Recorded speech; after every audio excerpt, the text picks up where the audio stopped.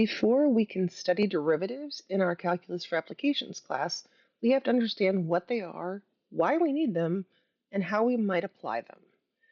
And we'll learn about more applications later in the course, but for now, let's talk about a graphical perspective of what a derivative is. And essentially what we're going to be doing is extending the concept of slope from a special class of graphs, which are just straight lines, or functions that are just straight lines, to a larger class of all functions, all curves. And so what happens is sometimes we want to know with lines how fast that our line is changing, our rate of change for our line, which is our slope, but can we also do that for a curve? And the answer is yes, but only at one point at a time. So let's talk about how that comes about, how we find it, and what it's called. So we have to understand the concept of a tangent line first.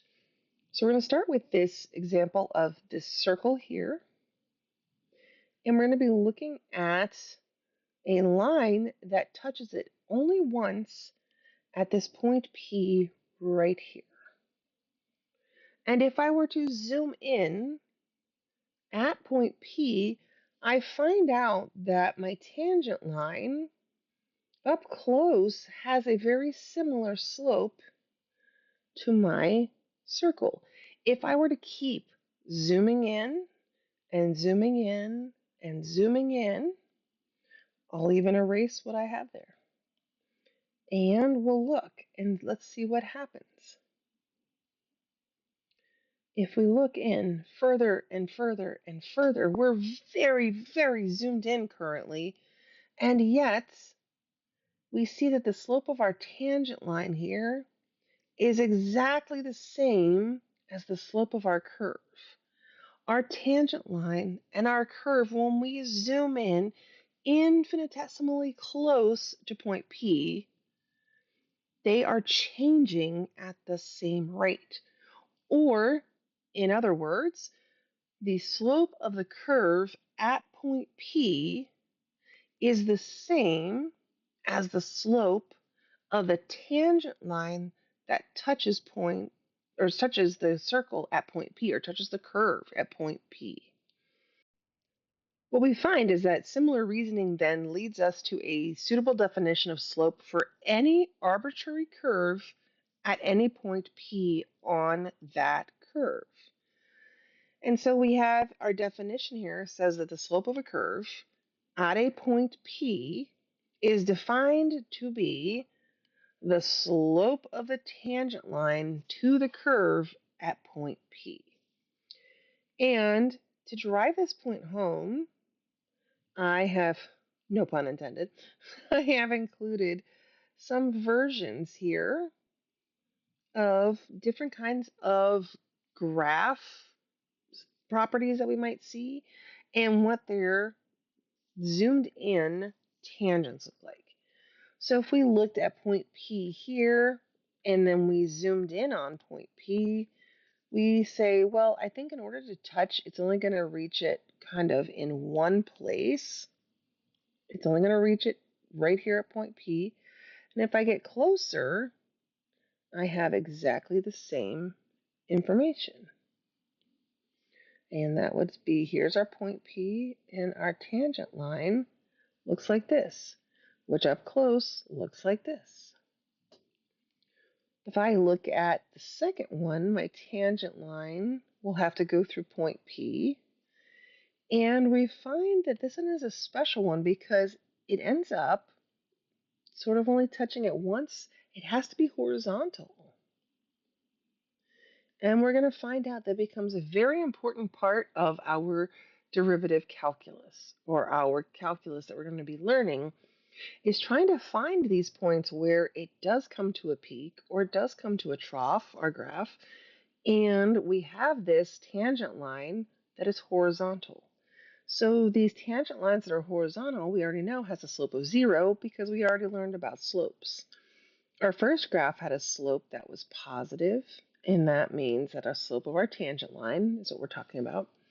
And then we end up at our last example which says at this point P, in order for my tangent line to touch it only once, it's going to have a negative slope. It's going to have to go this direction. And in fact, we see it ends up being exactly the same as our curve at that point. So slopes of tangent lines can be positive, negative, or zero. And we see that in three different cases. And remember, a tangent line is a line that touches our curve at only one point, exactly one point, and only that point. So it is very unique to each point on our graph. So let's look at a larger graph and see if we can find different slopes of tangent lines around our curve. So let's talk about the slope of a curve as a rate of change then. So the slope of any curve at a point P is the slope of the tangent line at P, and it measures the rate of change of the curve as it passes through P. So let's unpack that a little bit. The slope of a curve at point P, which is the slope of the tangent line, measures the rate of change of the curve as it passes through P. This is the exact extension of slope from lines, from non-vertical lines to curves. We talk about slope, it is always a rate of change. And in calculus, that's not going to change. The slope of the tangent line is the slope of the curve, and it is the rate of change of that curve. It is how fast our curve is increasing or decreasing at that time. How fast is whatever we're measuring changing at that point P. So what we see here on our graph, and this is just a simple graph of y equals x squared. And in this case, we see a point P here, and we have a negative slope, right? And then if I were to pick another point, we'd have a less negative slope. And if I picked another one, we'd have an even less negative slope, and another until we get to the vertex. And at the vertex, we are horizontal. Here is where our slope is 0. Where we have our red points, our slopes of our tangent lines are less than 0, right? They're negative. But at the bottom, the slope of our tangent line is 0. And then when we move to the right-hand side, we find that as we come up out of 0, we now have positively sloped tangent lines. And the slope of our tangent line is positive here. So here our slopes are getting more and more positive, right? The positive value of that slope is getting higher and higher. So they're getting more and more positive as x increases. Whereas on the left, if we start traveling down our curve, we're very, very negative. We're a little less negative, a lot less negative, and a whole lot less until we get to 0. And so here, the slopes, right, our slopes are getting less and less negative as x approaches 0, right? As x increases towards 0. And I suppose we should say here that our slopes are getting more and more positive as x increases past 0, or after 0 might be a better way to say it. Because we do know our slope is 0, is exactly 0 when x is 0.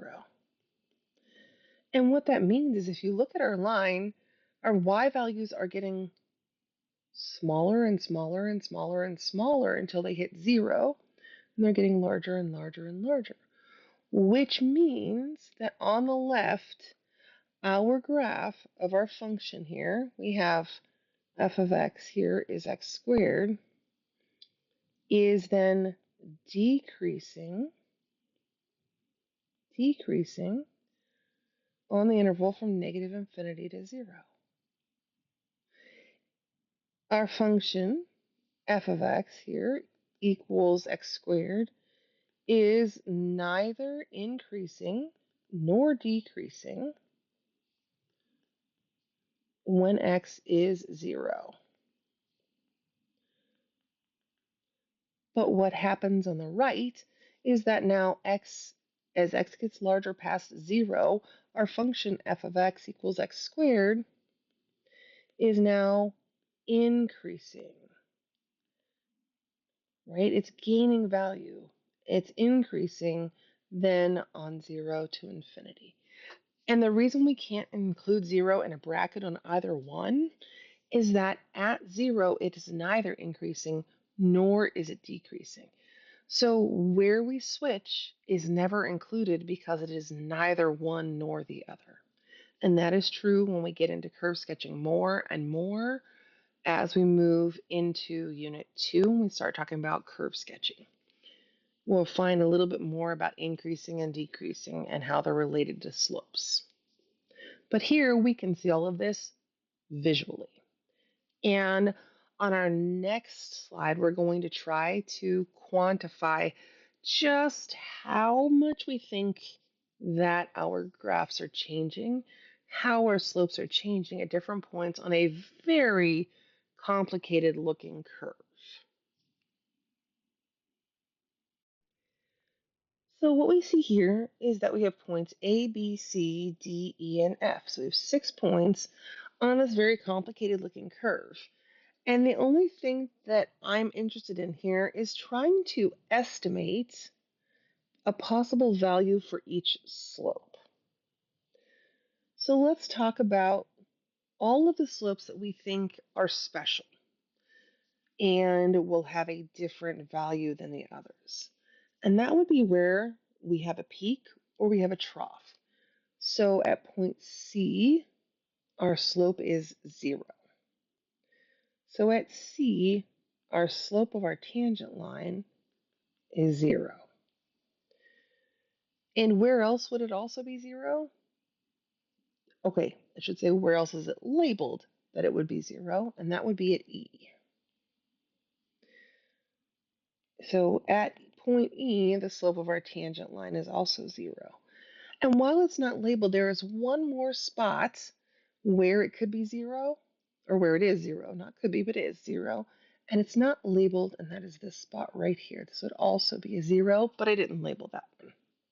Or should I say the text did not label that one. What about then where we have negatively sloped tangent lines?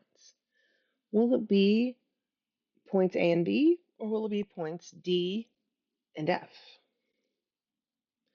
I hope you said D and F, because if you try to draw the tangent line at D and at F, those absolutely have negatively sloped tangent lines. So remember, this is a negative, our slope here is negative. And if it goes up, that has a positive slope. And so what happens is at D, we see it's much more negative. So this is more negative than at F, right? Our slope is more negative than at F. So we need to just take that into account. It doesn't matter to me if you want to use whole numbers, fractions, however you would guess on this one. Now, we'll find you aren't often going to be getting the chance to guess, but I wanted to give you the opportunity to try to guess one. And so if we added in F and we added in D, we need to figure out which slopes they have. And if I made F, let's say our slope of our tangent line there, let's say -1, because I like whole numbers. That would mean D is probably something more like, I don't know, -3, -4. Let's try a -3. As long as it is more negative than at F, and by more than just a little bit, it's not like a -1.1, then we're probably okay. So that leaves us with A and B, which are going to have positively sloped tangent lines, right? Positively sloped tangent lines. And A looks to be about as positive as F is negative. So I think I'm going to let the slope of my tangent line at A just be the positive version of whatever we set at F, which is -1 will make it +1.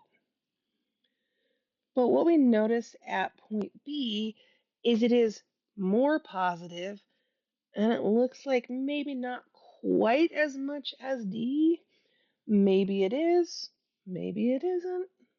But we could just say it is about the same, and we'll call it 3. You could guess different numbers, and that's okay. You're not going to be guessing these numbers necessarily on an exam or a quiz, but you may find on the homework that you have one where you have to just match which ones would go where.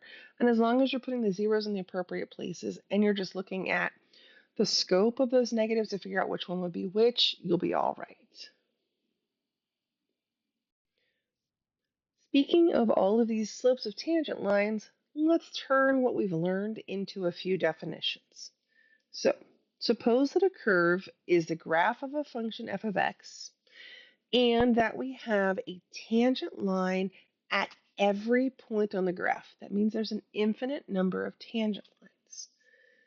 It is often possible then to find the formula that allows us to calculate the slope of the curve of y equals f of x at any point, and that is using the slope of the tangent line, right? Using the slope of the tangent line. Because we're going to find that we have a way to calculate that. This slope formula that we're going to use, the slope of the tangent line, is called the derivative. And I feel like we need to have trumpets playing or something because we have hit the point in the class where we finally get to talk about calculus. So let's talk about derivatives. So this slope of our tangent line is called a derivative. And it is written in two different ways. This first way, it looks like an F with an apostrophe. It is not how we say that. This is F prime. F prime of X is how we say this, right? We'll say F prime of X. I will say in one of the stats classes I teach, we use the apostrophe to stand for something else, and I keep saying prime, and it makes my students laugh. But luckily, they've already been through Calc 1 and Calc 2, so they know where I'm going. So when you teach a lot of calculus, you start seeing every apostrophe as a prime. And you'll get there too, as we're learning more and more. And then we also have this other notation that says df dx. And this was I'm going to spell it probably wrong, Leibniz. I think there's a T in there. So this was Gottfried Leibniz that developed this other sort of notation for derivatives. And it's really cool because this is based on the fact that this is a slope. Because slope is the change in y over the change in x, or the change in f over the change in x. And the way that we will describe or abbreviate the change in is with the Greek letter delta. So this becomes delta f over delta x. And now we've been led to df dx. And you will see me using these sort of interchangeably. I tend to favor the Leibniz notation just due to a very long time of learning and teaching and using calculus in lots of different applications. And in some of them, the Leibniz notation allows me to do more than some of the basic things with it, and I can apply it in a broader way. So I tend to favor the Leibniz notation. You can use prime or Leibniz notation. It doesn't matter. What we do know is for each value of x, f prime of x gives the slope of the curve y equals f of x at the point with the first coordinate of x. And the process of finding f prime of x for any given function is called differentiation.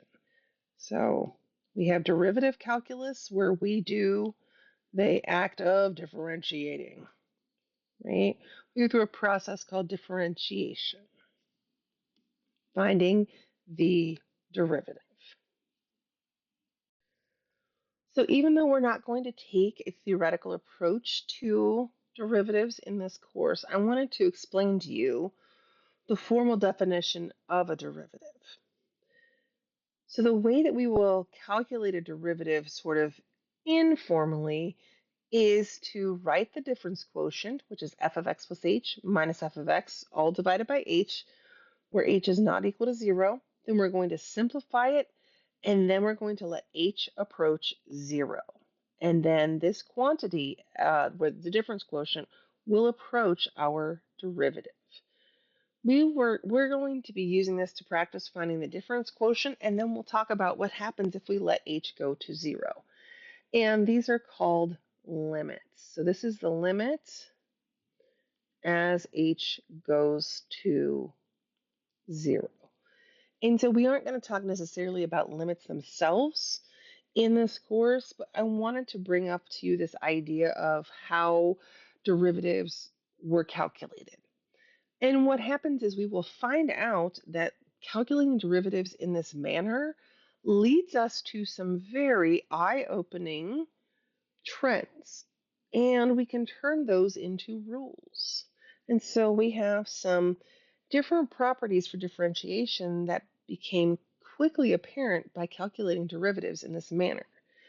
And sometimes I get asked, well, where does this come from? How does this work? And the idea then is to think of a graph.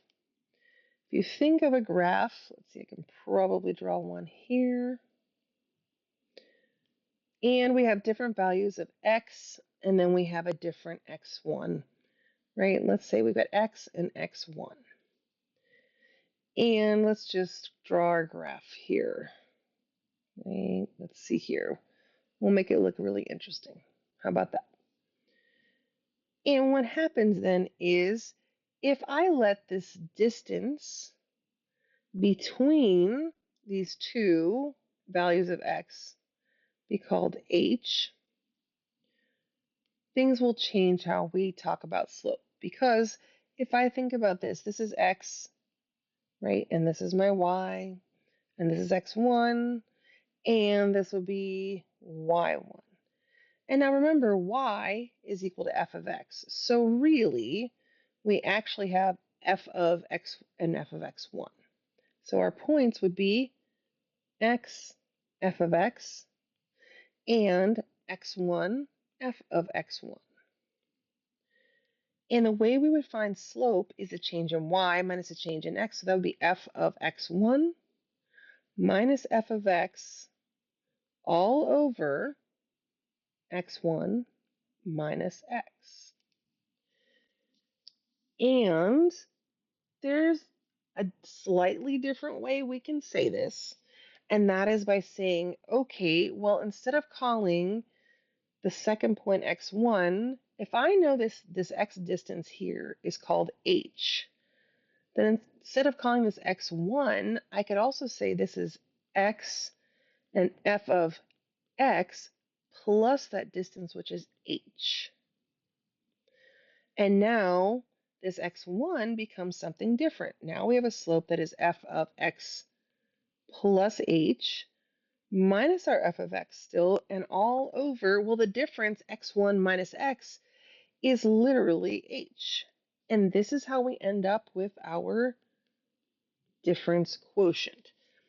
And the reason why we're going to let h go to 0 is that means we could cut down that distance between x and x1. So currently, if I try to draw a line between those two, that slope's not exactly where I want it to be. So what happens if instead I make h a little bit smaller and I bring it maybe here? Well, now I have a slope that looks like this. We're getting better, but what if I bring it even closer? What if I bring it here? Well, now, let me find a color that you can see a little bit better. Let's draw purple here. And I bring it even closer, and now I'm getting very, very close to having the curve, the slope of that curve to be the same as the curve of or the slope of my tangent line. So essentially, I want to let that distance between my two x values get closer and closer and closer and closer to nothing so that I can land right back where I started and get the slope of the curve at that point. And that is where this definition of a derivative comes from, graphically speaking. There's more to it in terms of theory, but graphically speaking, that's how we get this difference quotient. You are not going to be responsible for knowing this definition in class. You also do not have to memorize the difference quotient. If it is ever on an exam, the formula will be given. The formula right here, this difference quotient, will be given. Okay, so something else you don't have to worry about on an exam. So let's practice applying the definition of a derivative here by finding our difference quotient. So let's find our difference quotient for the curve f of x equals x squared minus 7. And remember, our difference quotient is f of x plus h minus f of x all over h. So let's find f of x plus h. Well, that would be anywhere I have an x, right? Anywhere I have an x, I'm going to replace it with x plus h. In this case, I only have one x, so that x becomes x plus h, and we'll square the whole quantity, m minus 7. And then we will subtract from it the function itself again, which is x squared minus 7. And the whole thing is divided by h. So let's square x plus h times x plus h. Well, that would be x squared plus 2xh plus h squared minus 7. And then we have to distribute our negative to make it minus x squared and plus 7. The whole thing is divided by h. And this is where the magic of finding difference quotients for polynomials comes in. And that is the only kind of difference quotient we're going to be finding. In that everything in this difference quotient should simplify in such a way that we can factor an h out of what is left in the numerator. In other words, all of the terms that don't have an h should cancel. And that is a way for you to check that you absolutely did it right. If your terms that don't have an h are not canceling, go back and see what you forgot. I tend to forget to subtract the 7 from my f of x plus h. That's what I forget. It happens.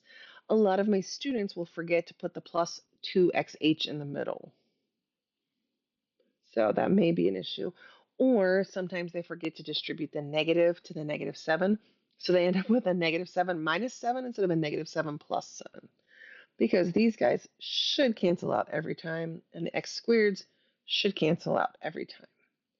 And then we end up with our difference quotient of 2xh plus h squared all over h.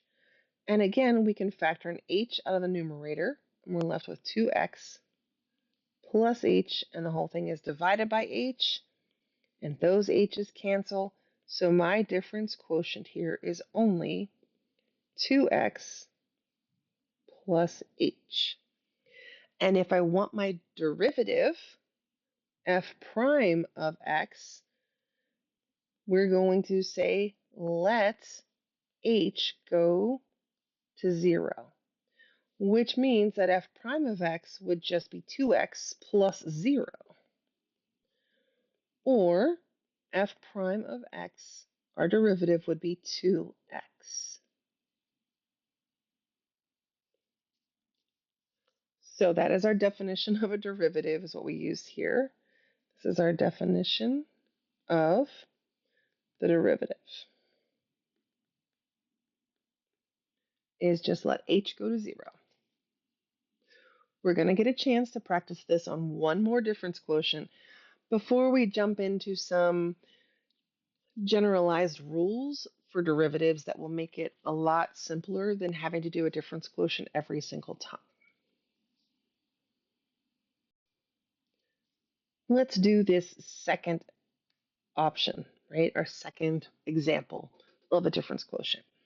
I said determine the difference quotient for the curve now of f of x equals negative 3x squared plus 4x minus 8. I stepped things up a little bit on this one because now when we look at our difference quotient, which is still f of x plus h minus f of x all over h, things are going to get a little more complicated. Because now, when I plug in x plus h, not only do I have to plug it in where it's squared, but there is another x that has to have an x plus h. And that is typically where I will see students making a mistake on a problem like this, is they'll forget that second that second x exists. So let's see if we can successfully keep all of our terms. So f of x plus h will be a negative 3. We replace x with x plus h, and we'll square it. And then we'll say plus 4, and then we'll have another x plus h, right? We replace that x also with an x plus h. And then don't forget the minus 8, which is what I'm always guilty of. And then we'll subtract from that negative 3x squared plus 4x minus 8 in parentheses so that we can switch the terms here. Well, the signs of each term. So let's see what happens. We get a negative 3, and then we know that x plus h squared is x squared plus 2hx plus h squared. And then we have plus, now we can distribute the 4. 4x plus 4h minus our 8 plus our 3x squareds minus our 4x's and plus our 8. And the whole thing is divided by h. So we can already do a little bit of simplifying. The positive 4x and the negative 4x cancel, and the negative 8 and the positive 8 cancel. We cannot yet cancel out the 3x squared and the negative 3x squared because we haven't distributed the negative 3 in the first term just yet. So let's go ahead and do that. We end up with a negative 3x squared minus 6hx and minus 3h squared. And then what's left is plus 4h and plus 3x squared. And the whole thing is still divided by h. And now we absolutely can cancel out the 3x squared and the 3x squared, and the negative 3x squared, the positive 3x squared. So we can cancel out those terms. And so our first simplification puts us at negative 6hx minus 3h squared all over h. Oh, I forgot the 4h. And I will say, I thought I forgot something. There we go. It's that easy to forget terms. I looked at it and thought, this seems short. And it is. Make sure you get all of your terms. So sometimes I'll put a little check mark to say, oh, got them all.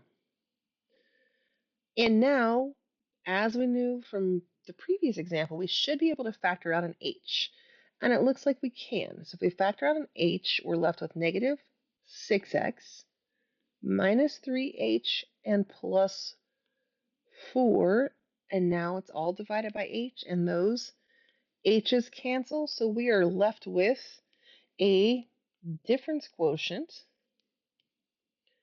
of negative 6x minus 3h and plus 4. So negative 6x minus 3h and plus 4. So one more time, we did f of x plus h first, which was replace every x with an x plus h, so 2 of them. So we have our negative 3, replace this x with x plus h, we square it. Plus 4, and we replace this x with an x plus h. and then minus 8. And then we simply subtracted f of x as it was given. We distributed our negative. We canceled some terms after distributing the 4. We expanded x plus h times x plus h into x squared plus 2hx plus h squared. And then we distributed our negative 3, and we were able to cancel 2 more terms. We collected the terms that were remaining, and we realized that we can factor out an h in the numerator, and we can then cancel that with the h in the denominator to be left with our difference quotient of negative 6x minus 3h plus 4. And from here, we can use our limit definition of a derivative to say, let h approach 0 to find f prime of x. And if we do that, then f prime of x would be negative 6x minus 3 times 0 plus 4, and that's just 0. So we end up with f prime of x here being negative 6x plus 4. So our derivative would be negative 6x plus 4. And what it means to have a function, this f prime of x, that gives us a formula for finding slope on that curve at any point x that is in the domain of our original function. So if I wanted to find the slope of the curve y or f of x equals negative 3x squared plus 4x minus 8, I could find the slope of that curve at any point. It has a domain of all real numbers by plugging in any real number to f prime of x. And it'll tell me how fast f of x is changing at that x point, at that x value. We're going to find this has very big implications and applications in real world scenarios. It's going to be something that you can find very useful moving forward along your career path. By going through and looking at taking derivatives and finding derivatives through difference quotients, like I said before, a bunch of trends started to materialize. And this is the first one, and it is called the power rule. We're going to say that our power rule is let R be any number, any real number, right? Any real number, and let f of x be equal to x to the power of r. So it is x to any power that is real. Then f prime, its derivative, or the slope of its tangent line, or the slope of the curve at a point, can be found, f prime of x, by bringing r down to the front of x, so it'll be r times, and now it's going to be x to the r minus 1. So this is our first rule for derivatives. And we will find out next week that we're going to have a lot more. We're going to talk constant multiple rule and some indifference rule and a few other things like chain rule, product rule, quotient rule. There's more rules. This is just our first one. And this is the one that we'll probably use the most. In fact, I know we end up using this one the most. So let's see how it works. So if I were to say, let's find the power rule to find the derivatives of the function f of x equals x to the 7th power, then our derivative would be f prime of x says bring the 7 to the front, becomes a coefficient, times x to the 7 minus 1, which is 6. So f prime of x is now equal to 7x to the 6th. That's not terrible.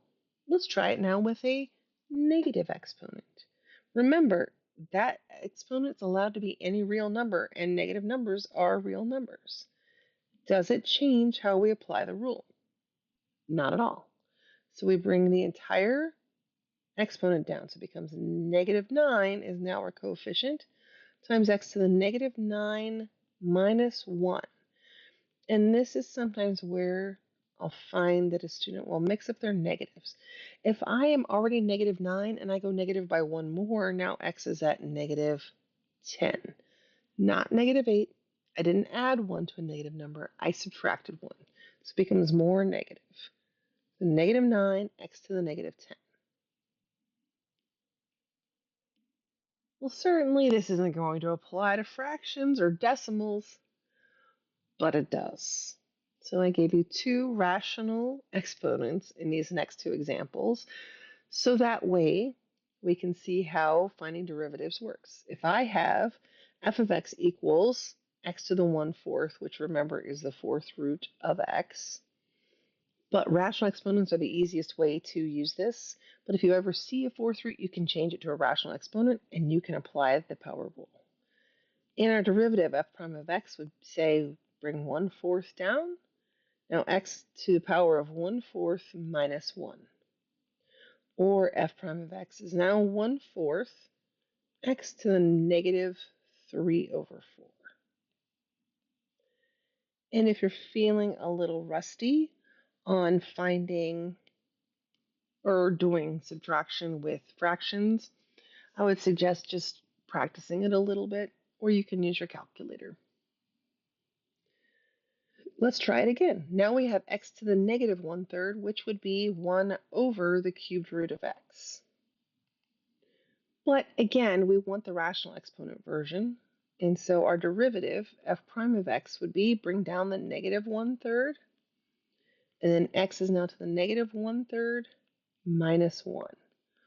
Or f prime of x is negative 1/3 x to the negative 4/3.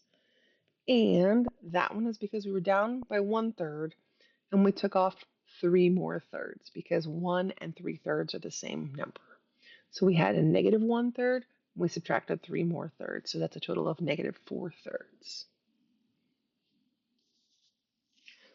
Can we apply this then to finding the equation of a tangent line at a point? And the answer is yes. We're going to do that exact operation in example 4. In example 4, we are asked to find the slope of the tangent line to the graph of y equals x squared at the point negative 0.4, 0.16, and then write the corresponding equation of the tangent line. So we know that we have the point P that is negative 0.4, 0.16. We know that our function is y equals x squared. And we want to write the equation of the tangent line, which means we need a derivative. So let's find our derivative first. So we know that dy dx, now again, this is our Leibniz notation, it's not the prime. It says I'm taking a derivative of y in terms of x. So dy over dx, a change in y over a change in x. And our power rule says, well, I bring the 2 to the front, then becomes x to the 2 minus 1.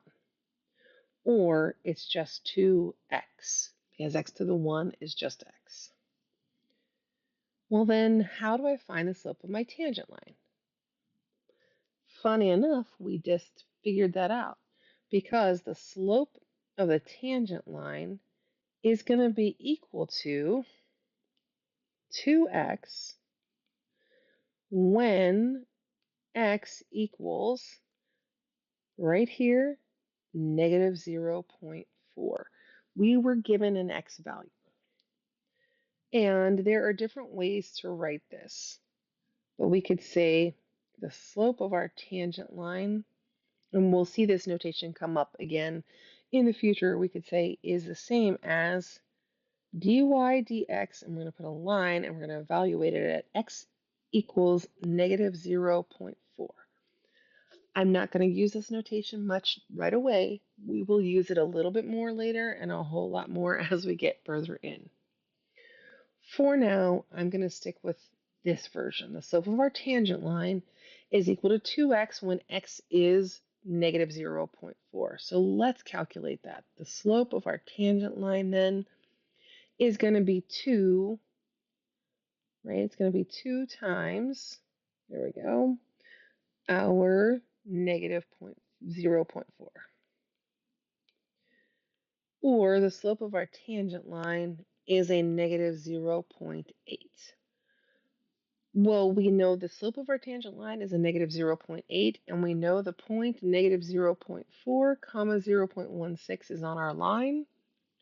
So we can write the equation of our tangent line, and that is y minus 0.16 is equal to negative 0.08, or sorry, negative 0.8 times the quantity x plus 0.4.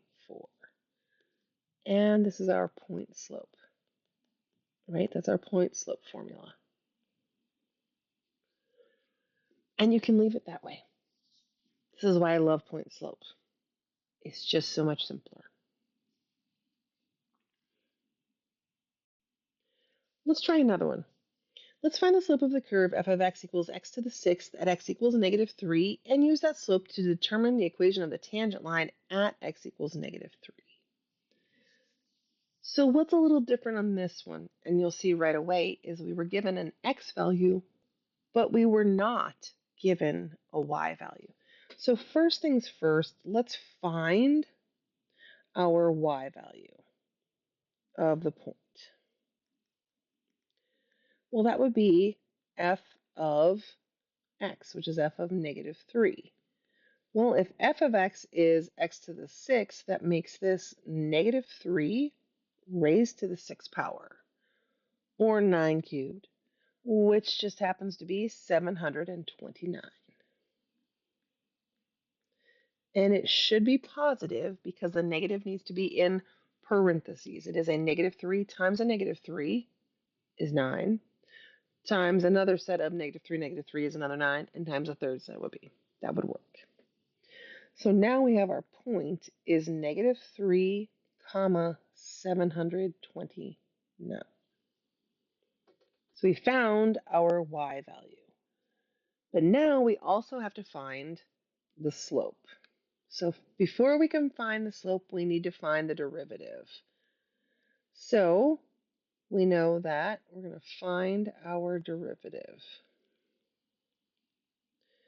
If f of x equals x to the sixth, we can use the power rule to find f prime of x, which says drop the 6 to the coefficient, so to the front, and then it's x to the 6 minus 1 is 5. From there, to find the slope of our tangent line, right, find the slope of the tangent line, what we're going to do is say that the slope of our tangent line is simply f prime of our x value, which is negative 3. So the slope of our tangent line would be f prime, which we just said was 6, times, and x is negative 3, f prime of negative 3. So it'd be negative 3 raised to the fifth power. And this ends up giving us the slope of a tangent line. If you plug it in to your calculator or calculate it by hand, we get negative 1,458. And then our last step is the equation of the tangent line. So that means we have y minus 729 equals a negative 1458 times x plus 3. And again, that is our point slope version of our line.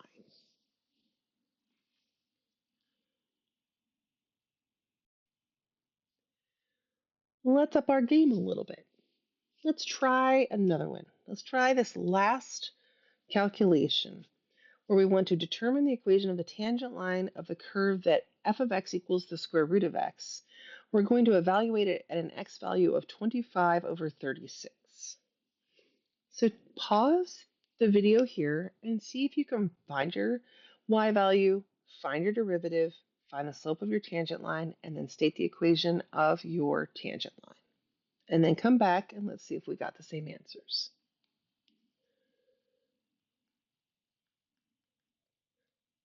All right, let's find the y value. I hope you took the chance to pause and try this on your own. So let's find the y value. We know that f of x equals the square root of x, and we know that x equals 25 over 36. So we want to find f of 25 over 36, or the square root of 25 over 36. Well, that's the same as the square root of 25 over the square root of 36, which is 5 over 6. So our point is 25 over 36, comma 5 over 6. Where things can get a little more complicated is where we need to find the derivative. And we know that if f of x is the square root of x, we can rewrite that as x to the 1/2 power. And to find our derivative, we'll apply our power rule by bringing the 1/2 to the front. X to the 1/2 minus 1 is negative 1/2. Then we're going to find the slope of our tangent line by saying I need to find f prime of my x value, which is 25 over 36, which would be 1/2 and then 25 over 36 raised to the negative 1/2 power. And what you'll find is this is 1/2 times 6 over 5, or 6 out of 10, which is 3 out of 5. So we end up with 3/5. And then our last step here is to find the equation of the tangent line. So y minus y1, which we said was 5 over 6, equals our slope 3/5 times x minus x1. And x1 would be 25 out of 36. So we end up with y minus 5/6 is equal to 3/5 times the quantity x minus 25 over 36. For our last question in this section, I wanted to give you a challenge problem. And that challenge problem says, here is the graph of y equals x squared. I'm going to make it f of x. It is a function. F of x equals x squared. And we know at the point A, here at A, comma f of A, we have a tangent line. And it is right here. It's this red line. And it has a negative slope to it. And here is the equation of our tangent line.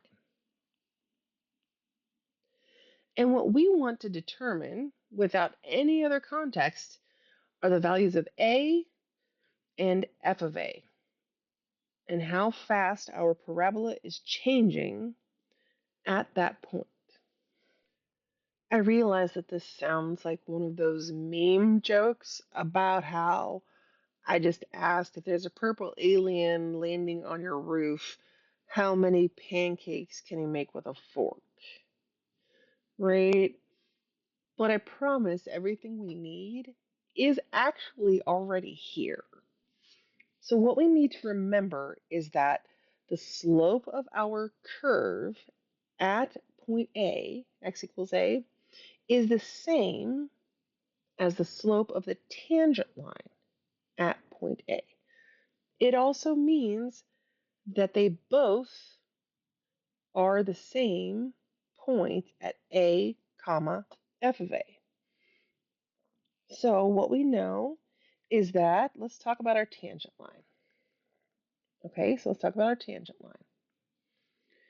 And that says that we've got y equals negative x minus 1/4. So the slope of our tangent line is negative 1,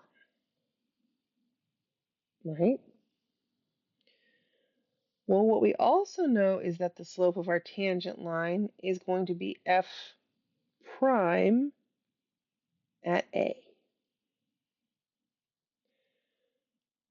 So what we need to know now is, what is f prime? Well, let's look at our function. Our function says that I've got f of x equals x squared. And our power rule says that f prime of x is 2x for any x. Well, what is, right, our slope of our tangent line is equal to f prime of x at x equals, well, the only point we have is a. So the slope of our tangent line here is f prime of a. Well, if f prime is 2 times x and x is now a, then the slope of my tangent line is 2a. And now I have two expressions, right? I have two expressions for tangent line. I already said it means that they're equal. So what we need to do then is just set them equal. Now we know that -1 has to equal 2a, or a is equal to a -1/2. So now we have a value for a. A is now -1/2. And in order to find f of a, all we're going to have to do is plug it in. And one of the other things was, what was our slope of our parabola, which would be the slope of the tangent line, which is -1. So let's find f of a, which is f of a -1/2, or -1/2 squared. So f of a is 1/4. So I know this problem was pretty out there in terms of the other problems, and it was a little more challenging, but I appreciate you hanging in while we finished that. So what should you be working on? If you want to try some, you can look through other examples in the textbook. You can work through the homework. So this is online homework 2, and we will have our second quiz. It does say on Tuesday, but I'm moving it to Thursday, so we have time to ask questions on Tuesday since I've been out sick this week.